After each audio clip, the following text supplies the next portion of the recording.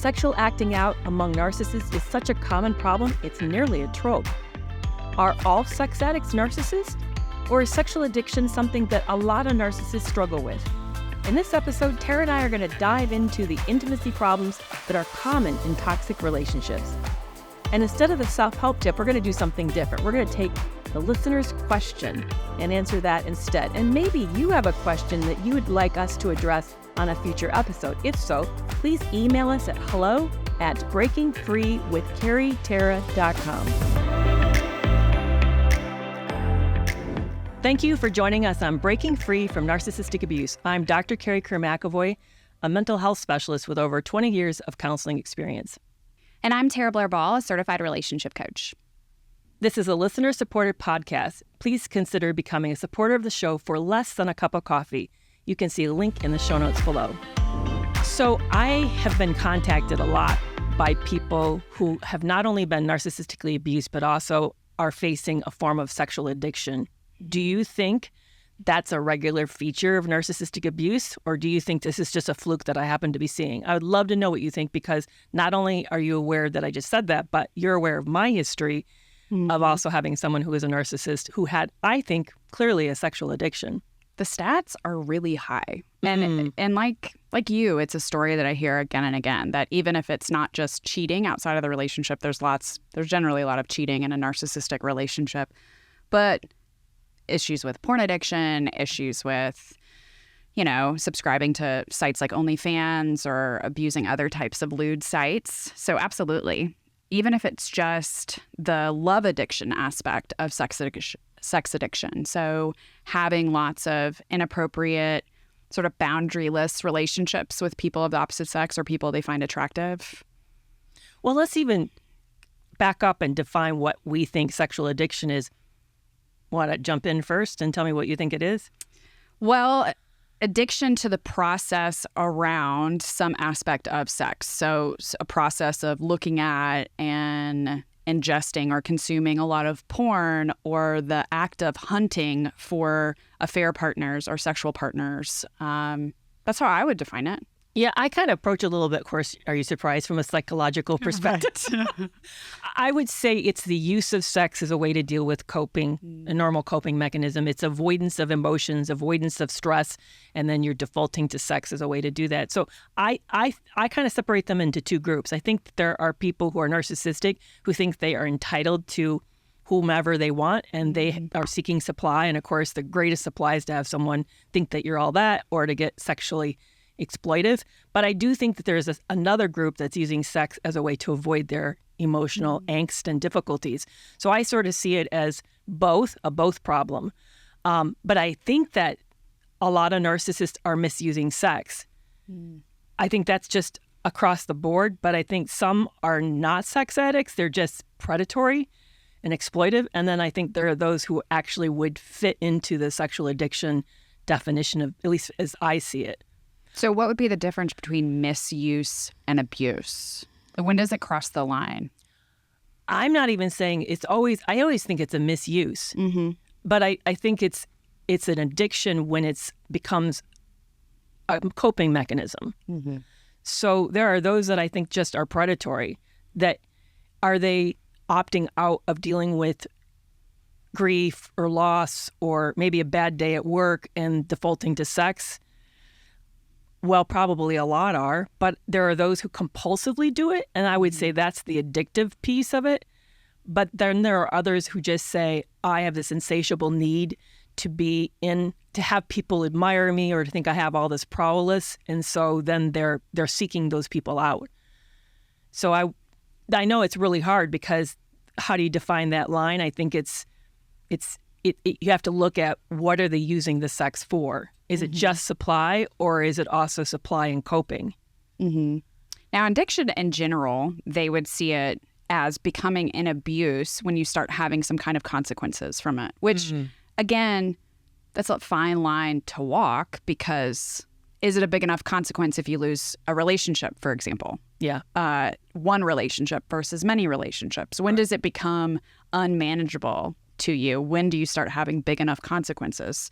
And in Alcoholics Anonymous, they would discuss that you're an alcoholic if you cannot quit or cannot quit entirely. So there's that aspect too, where if you're misusing sex that often, then it can become, or you can't quit whatever the behavior it is for you that is around sex for long enough, But I always go back to the consequences piece. I think it's a big enough consequence if because of your misuse, the term that you're using, that you're losing relationships, let's say multiple, then that becomes a sexual addiction. Here's kind of an example of what I'm thinking of is the differences. But I do hear, by your definition, I think almost everybody would qualify as having an addiction. But y'all too. But here's an example: is my ex claimed to have masturbated at work more than 10 times. That's really disruptive. It's hard to have much of a and that's unmanageable. That's a fireable offense. And he's losing a job every year and a half. Are we surprised by that? To me, that's a highly addictive habit versus somebody who may be home and then scouring the internet on a dating site despite being married or in a monogamous relationship that the partner doesn't know that this is happening. Maybe they don't have to do it, but they're doing it just because they're looking for more supply. To me, that's why I said it's a really fine edge to cut. And I know that based on your definition, both would qualify. And my definition, the second would be not an addiction and the first would be. But here's a bigger question. Does this even matter?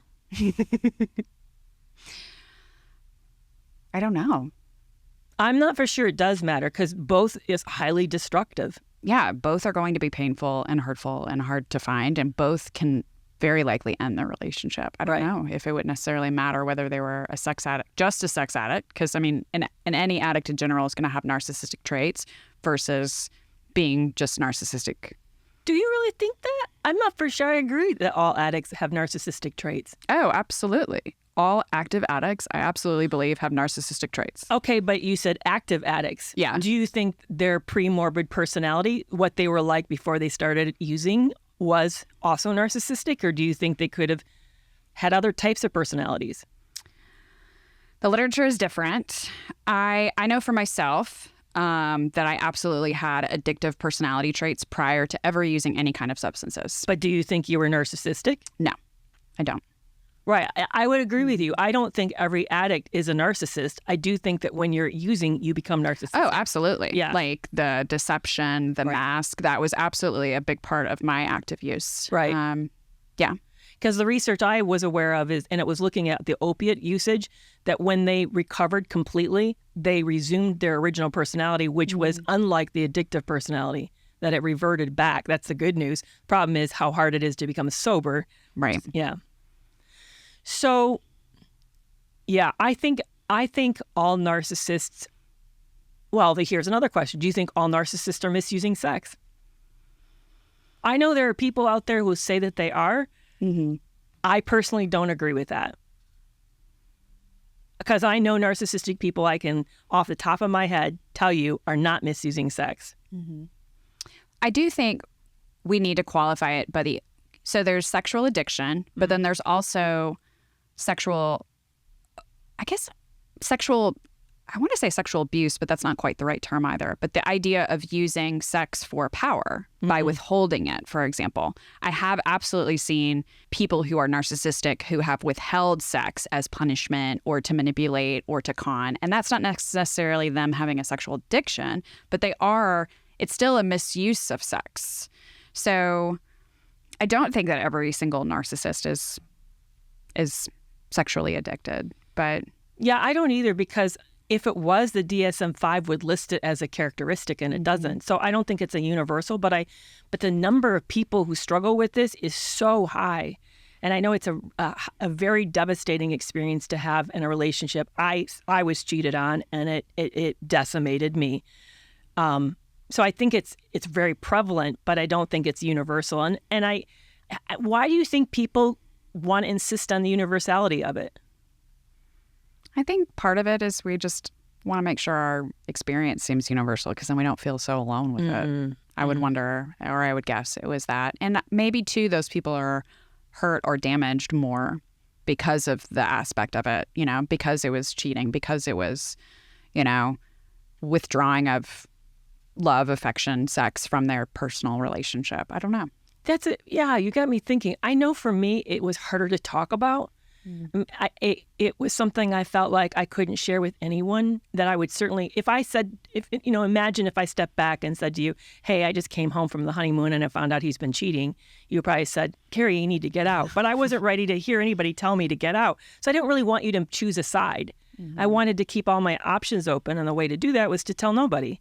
So I think maybe that's a part of it. And when I did tell him, there was so much shame, especially when you start to say to the degree, like, yeah, it's prostitutes too. And then you're like, oh my goodness, I want to like be buried. Please bury me. It's just so embarrassing. And this is the wild part is I didn't actually make him do that. But yeah, I was owning his shame. And I think did you do that with your relationships? Own the shame? Like when you found out yours was using? Yeah. And I was just thinking that while you were saying that, it's just the level of victim blaming that you even just hear in the media. Like if you had been a better wife or you had serviced him right, or who knows, like he wouldn't have cheated. He wouldn't have stepped out. And you hear that kind of blaming for people who are cheated on frequently. Like you did something wrong. Like you're the reason why he cheated. You weren't emotionally intimate enough, or you didn't show up, or you weren't supportive. It all comes back to that victim blaming. Yeah. Victim blaming. And it's so much more personal to have someone say that you didn't fulfill your partner sexually and that's why he or she stepped out than it is just that the relationship wasn't working out. It's just a more painful, intimate thing. But absolutely, part of my responsibility for mine was the fact that I didn't know. Here I am. I'm a recovering drug addict, married to another supposedly recovering drug addict who had been secretly using for 8 years, and somehow I didn't fucking know. Like, how do I not know that? How do I make excuses for that? And when he would act out, he very much only acted out in private, but there were a couple of occasions where he did act out where there were other witnesses, and I always felt like I needed to excuse it. Like, oh, he's just in a bad mood. He had a bad day. He's tired, XYZ. And I felt embarrassed because he had acted out. But did you know he was acting out? Oh, absolutely. When he's in a meeting and throws a chair. Yeah, but couldn't there be for other reasons? Who says that's because he's using? Oh, I'm not saying that's because he was using, just him acting out in general. Okay. I was taking it. You knew he was acting out with you by using, but you're saying you knew he was unreasonable. Yeah, that he was unreasonable and abusive, and that I would at times take responsibility for that, if those people had known that he'd had a bad day, or if I hadn't said XYZ, or if I hadn't taken him here, then he wouldn't have been at the meeting and thrown a fucking chair. Right. I could do that for a grown person. Right. But that's another hard part, because at least for me, I see myself as part of a relationship. So I feel protective, and part of a relationship is trust and respect. So I'm not going to diss my partner for having a meltdown, because maybe I might not do it, but it doesn't mean I'm going to show disrespect to them public to other people or be contemptuous of this person. I just saw it as me being a good partner to do that. I think that's really hard, because if we start to attack our partner, that's actually a form of betrayal. You're already having a relationship breach. Your relationship already is moving into trouble. So that's the other tricky part is, at what point do you say, I have to protect myself enough that I need to distance myself by saying that's unacceptable? And when you do that, you're already affecting the alliance. It makes me think about in couples therapy. We were in couples therapy before we ever got married. And the couples therapist suggested that we start using we all the time, especially about discussing problems. This is our problem. And there's a lot of research to back that healthy, successful couples describe their problems that way, that it's an us problem. Well, I could tell a shift in how I was viewing in our relationship when I started saying his, and really made him responsible for his abusive, unhealthy behaviors when I did that separation. But that you're right. That was like the end of the end. Yeah. Right. When I started cutting off the we. I think, though, and I know we're a little bit off topic, but I do think that moving forward, if I get into another relationship, I want to hold, win. I want to hold both present. I want to be both a me and a we, and to know that if there is a problem, that I need to talk to this person about that in order to protect the we, but I also need to, at the same time, protect the me. And that's the part that I didn't do. For us to kind of wrap up this topic, I would love to know, so what should somebody do if they think their partner is misusing sex? Oh, that's a hard one. Because if they're a narcissist, I mean, they're not going to own it. They're not going to take any responsibility. They're going to blame, deflect, project, all of that kind of stuff. If it was a healthy relationship, you'd speak to them about it. Be like, hey, this is what I'm noticing. I feel X about it. Right. I absolutely dated someone who had issues with porn, and I had a conversation with him about it, and it was a healthy, open conversation. And part of what came out of that conversation is that we had a different definition of what monogamy meant. I was okay with porn. I was not okay with, for example, subscriptions to OnlyFans where there's an intimate connection. You know what I mean? So I was able to have that conversation. We were able to define what monogamy then meant to us as a couple, which meant if there were breaches, that's clear lack of monogamy in that relationship. But it's not a healthy person if they're potentially narcissistic, and none of those healthy relationship strategies work with them. Right. So I don't know. Yeah, I know. It's like, what the fuck do you do? I think it comes back to, you have to watch what they do, not just what they say. I mean, mine in the entire time said, I've never worked harder. I'm in recovery, and yet the proof was not there. Yeah. But it was hard to find that's where I started stalking him, because it was hard to get the proof. I think you have to come back to, do you feel safe in this relationship? Do you feel respected? Is there sexual intimacy in this relationship? And if there's inconsistencies or ambiguities and you're just not feeling, you feel like something's wrong, I think you need to pause and then start to move more heavily into the me than the we. But there's some people who are just sort of hyper-vigilant and paranoid. You have to know that about yourself. Are you one that tends to see you're fearing an affair under every rock, or is something feeling off? So you have to kind of know your own bent and then work around that bent. Because I do know there's people who just sort of are naturally suspicious and careful and fearful. I'm not talking about that. I'm talking about where you feel like, with mine, for example, I felt like we were in a game where you put one arm in and one leg in, but you're supposed to put your whole self in. I felt like he never put his whole self in. He just wasn't in the relationship. There's always a part of him he was holding out. And certainly sex was going to pieces on us. So I could feel like his investment wasn't in me. So I think it comes back to us trusting ourselves and really taking a hard look at the relationship.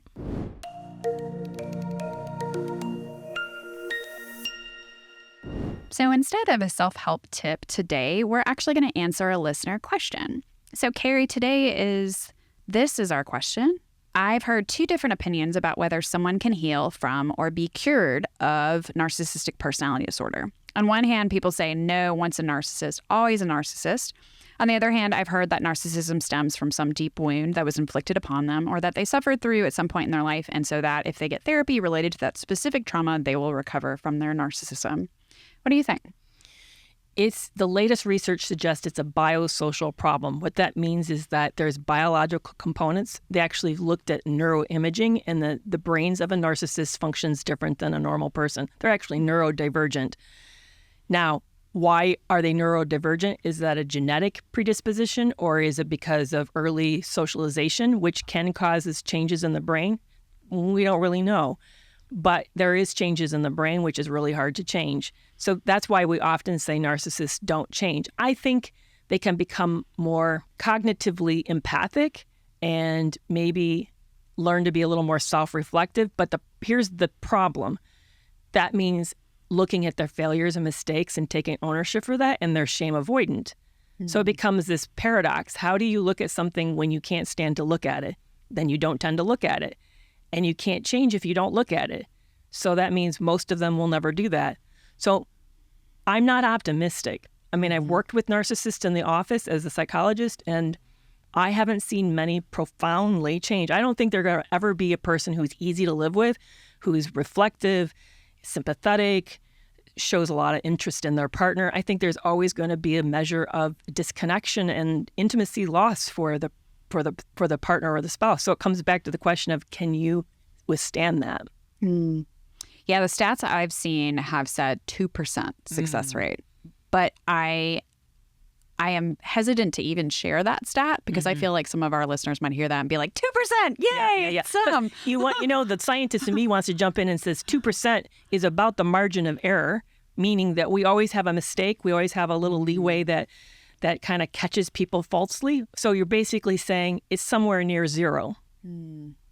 Because I'm sure 2% is the error, the margin of error. I'm sure it is. So, okay. So are there really any change? Or are we just catching the deviation in the measurement? I don't know. Mm-hmm.